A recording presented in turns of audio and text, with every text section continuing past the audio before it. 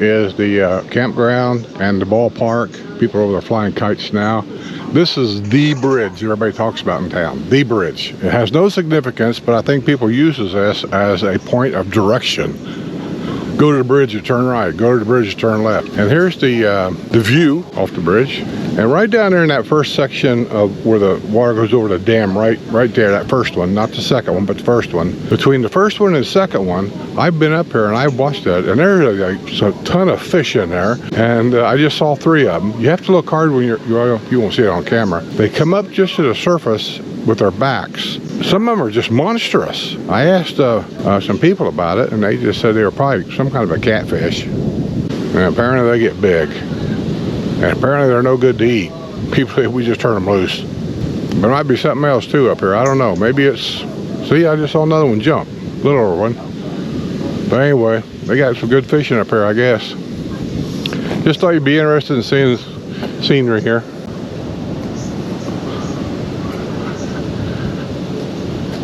They do have a sidewalk here you can walk on if you want to come across here. And this side here is much calmer. But if you look at the brush on each side of it, you're very seldom not going to walk down there and go fishing to get through all that.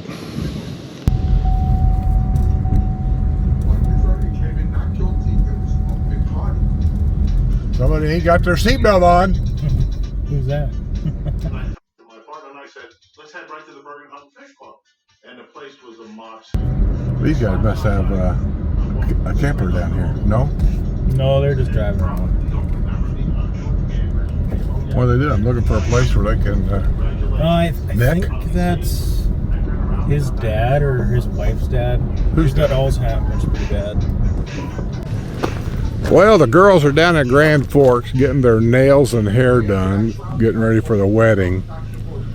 And I told Jethro, I said, take me over here at the campground. And that bridge right there, I'm telling you, there's a funny story about that bridge. Let me see if I can zoom in a little bit for you. It's an old bridge, you can see that. That side of the bridge, I believe, is North Dakota. This side of the bridge is Minnesota. And this is the closest campground to Pembina. Hopefully it comes out okay on my cell phone. I don't have my other camera, and you ain't getting a lot of wind noise because it's still breezy. But I'm looking at the size of these lots. They're not very big. I mean, really, it's a ditch back behind them. Really. See that ditch? Kind of comes over here and it goes down. Well, you don't have much room to put a camper in there. So I don't know what they do. Let it stick out in the gravel, I guess. But this is it. This is the campground here. You can dump if that's all you want to do, and I may have to do that before I leave. A little square area, where is it? Right there on the ground. That's a dump only. And I don't know if they got water or not, but you can come in here and dump for $10. It's an outside thing right there. I already talked to the lady up there at the Commerce building. I said, there's somebody down there I give it $10 to if I want to do it. She said, no, it's an honor system. She said probably a lot of them don't even put the $10 in there, but it's on the side of the building. Put $10 in the envelope and you can dump. But they have some activities here for a small town. I'm surprised they got so much here for a small town. And when I say small, I mean small. I think there's like 550 people live here. Got a baseball diamond here for the kids. They must have a school here somewhere. There's an old log cabin over there. Yeah, let's go driving around and see what else we can find. We just went and had a burger and a beer at the best restaurant in town, wasn't it? The best restaurant in town. The only one. Well, here we are again. Hopefully I get something out of this and not have a lot of wind in it. Here's one of the boat launches here. That is from what I can tell, it looks like they built this ground up here as a flood wall. There is a metal flood wall that goes around the town itself, concrete one, This looks like a boat launch to me. I know he said this river here, on this side of the river here, where I'm at, is North Dakota. Other side of the river over there is Minnesota. Minnesota. I just thought I'd come down here and see if we can get a good picture here of what things kind of look like. Looks like you got a cable system there going up, anchored into the ground, or maybe over that tree up there to hold this dock in place. Don't really see a lot going on here. A couple of dead trees up there, you need to get them taken care of before they fall into them wires. There's a dead one there. I don't know who does all the river maintenance, but there's a lot here that need to be done. But it's a quiet area.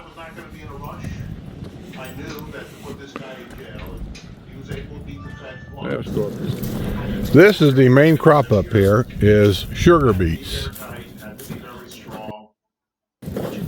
You pull one out of the ground to show you, that's what they look like now. It's like a white radish. But how big do they get when they start harvesting them? That big around? How long? Yeah, not bad. And what do they actually do with the sugar beet? Get beet sugar out of them. You get what? Beet sugar. Is there a processing plant here that does that? Yeah. And then they use that beet sugar for what? Anything? Anything. Hershey's their biggest customer. Oh, Hershey. So beet sugar goes in a lot of Hershey stuff. And that's the biggest crop in North Dakota. And I don't even know how many acres in this field, because it just goes on forever down there. And I don't know how far over that away it goes. There's literally hundreds of thousands of acres of sugar beets. Now, how do they harvest them? Do they plow them up? Do they have... I think it's called... The rotobeater comes by and gets the leaves off the top. And then the lifter comes and just kind of plucks them up. And they load them into trucks. That'd be an interesting process to see. Yeah.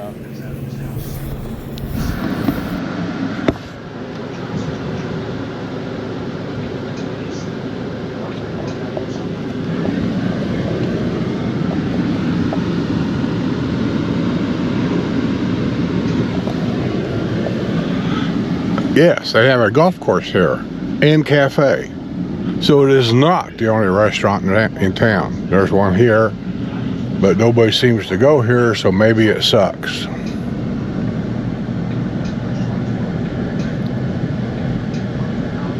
And it says open to the public. That's almost laughable. Why would it not be?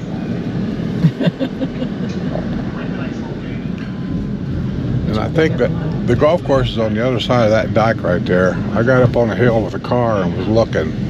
Actually, it looks in pretty good shape. There's a golf course right there. Look at it. You go in Florida right now, and all of our golf courses are probably brown and nasty. Right over there is a field of sugar beets. That's a field of sugar beets right there. It goes on for miles. I'm on a gravel road too, by the way. I think when you get outside of the city limits, everything changes to gravel. Isn't that pretty?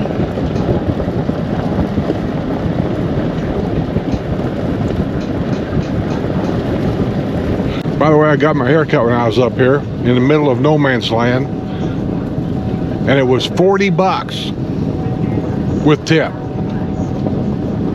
And we had to walk to the city council meeting. Yeah, Nixon made me tip her. I wasn't going to. I thought $28 is enough, and so she made me tip her. So it ended up being $40. And the only thing I got to say about that, I will never get another haircut here, and I'll just get a haircut in Florida before I come up here. There's no cemetery of some kind. It says dedicated to our Icelandic pioneers, Pembina Lutheran Cemetery. I assume by those signs then that all Icelandicers are Lutheran? No, because next to us is an evangelical free church. I'm going in here and take a look. See right there? they've got them all separated. These are, Well, they did New Orleans. One religion couldn't be buried in the same ground as another one.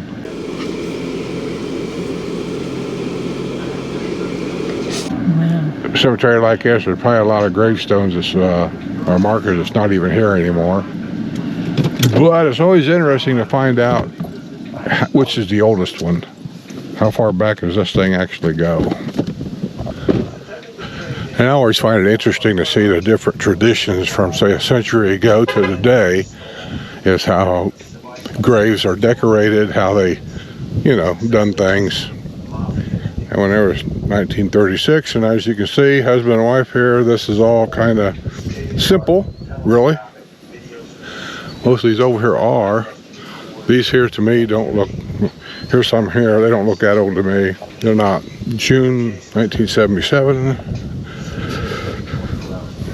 1963, World War I vets. 62, 70, there's one 1990.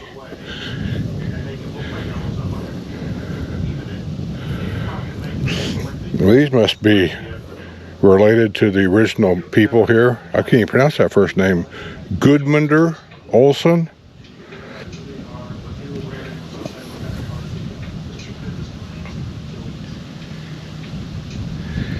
You can read it and you can make out of it what you want. That's what it looks like to me. Gundamer. Yeah, I don't really see that many old graves here.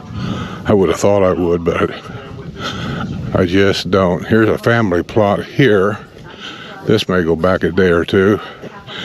Well, it's written in a foreign language. I can't tell you what that even is.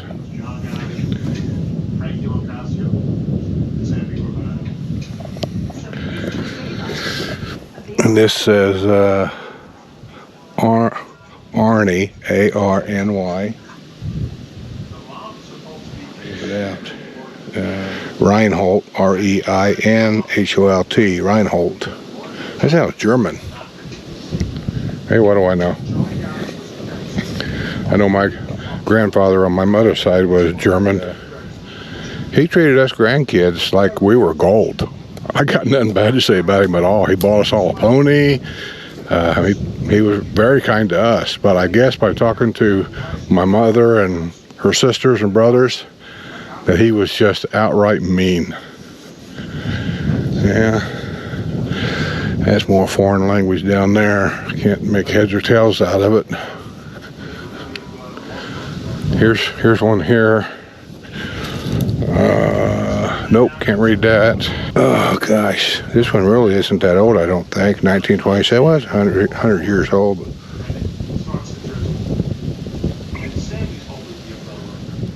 You got it.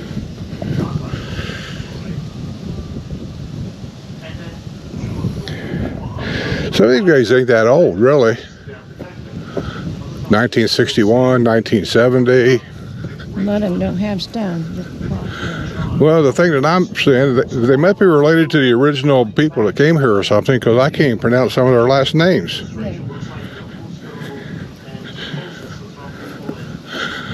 Like that one, Thorsteinson, whatever. I don't say Oliver. O-L-A-F-U-R, Oliver. I'm looking at these. Oh.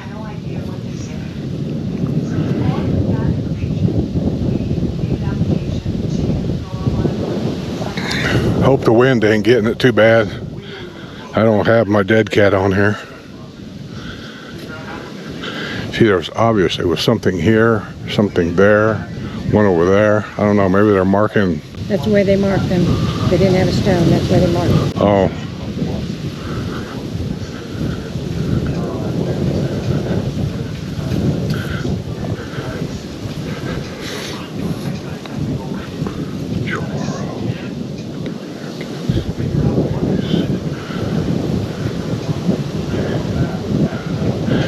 See, this headstone here doesn't look that old to me.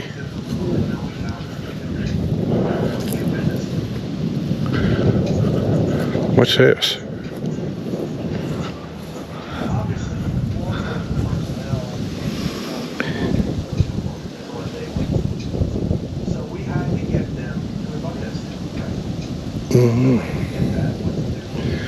He's military, man. I know that. Member of the American Legion.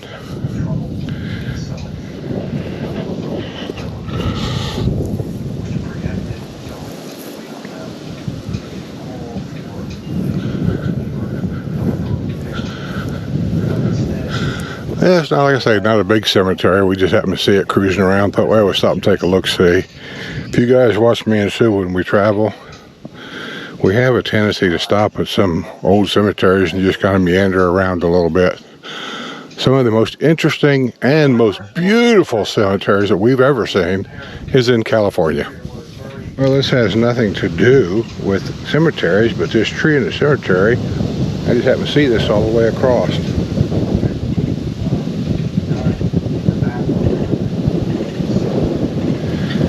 I have no idea what that is, but it's some kind of I don't know, just growing on the side of the tree or growing out of the tree. I'm going to say it's kind of like maybe like a mushroom kind of like thing.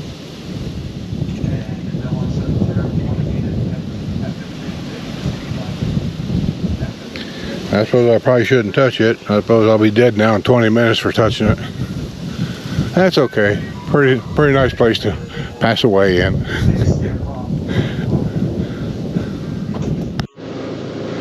So here's another little thing we found out here, driving around out here. Golf course is over there. The cemetery that Sue and I just come from is down that road there a ways, not too far. We're heading back because there's nothing down there but farm fields, and we come across this church. Kind of weird, don't you think? First thing I thought when I saw it, this is a Muslim church up here in the middle of nowhere, but no. And you know, I'm not a historian, so I don't take anything I say about anything. I just give my opinion. But here's the story of this church, and then you can take it for what it's worth. Dedicated to the Icelandic Evangelical Lutheran Church. Then in 1937 it was sold to Ukraine Orthodox Church. 1938 Ukraine Orthodox Church of St. John Incorporated. 56 and 57 original steeple spire removed, onion dome erected. So that's what that's called. Ownership transferred to Fort Pembina Historical Society. There's the location right there. And there's the Registrar of Historical Places plaque, tours, phone number, or you can visit them on Facebook. It's closed right now, or we might ask about going inside. Let me see if I can get a peek in the window. Well, they got a candle in the window.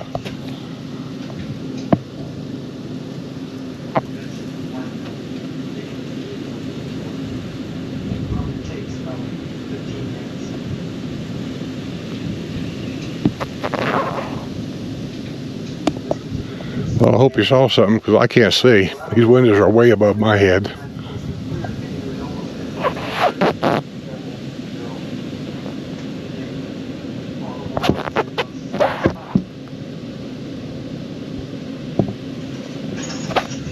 When I get back to the camper, I'll download this in the computer so I can see too. What do you suppose is in that little tin box over here?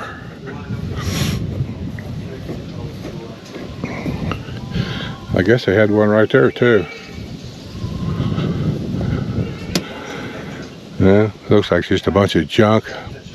I see a chimney flue and a barrel. So maybe this is where they kept their fuel oil for heating back then.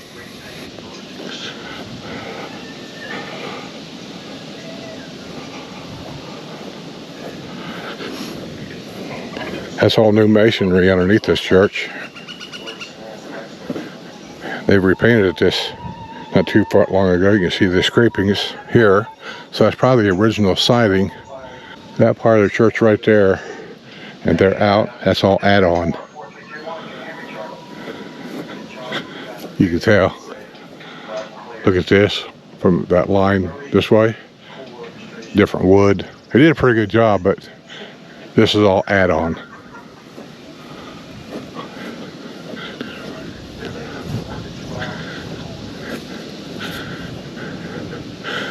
over a period of time. This forward was the original church. This section here in the back is add-on from years ago.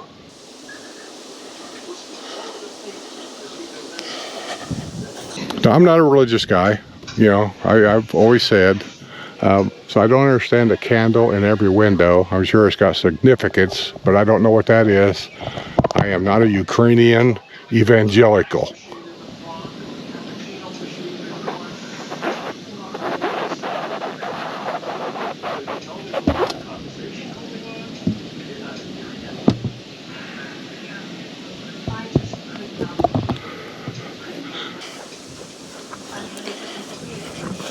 That's a lot of work down here. They've had to jack this building up to put that foundation in, and then to put the cinder block on top of it.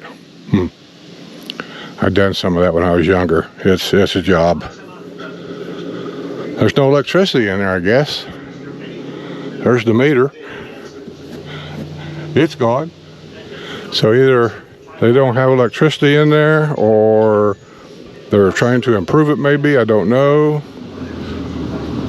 Over there is where the city dumps all their grindings. You know, they go out and pick up trees and stuff like that, and then they shred them, and then they dump them over there.